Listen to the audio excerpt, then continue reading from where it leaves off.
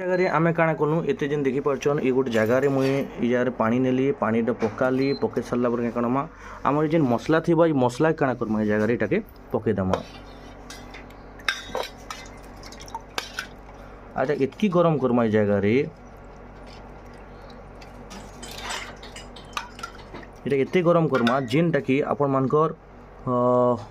पानी तो पूरा पूरी अंटी कर आउ कम हो मीन्स मुझे जगह अपन गोटे ग्लास पानी दीचे गोटे ग्लास पानीटा पूरा पूरी 1/3 हो जीवार अच्छे पूरा पूरा मिसे दी करी मते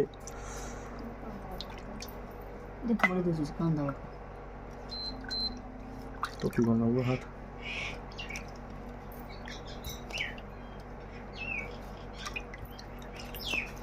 सबको ये टाइप पूरा पूरी मिसे देला यहाँ पूरा पूरा गरम गरम पूरा पूरी गरम है जगह तापर जे ठंडा करी 15-20 मिनट रखिक आम कुकुड़ा के तार पानी पीवा के देमा।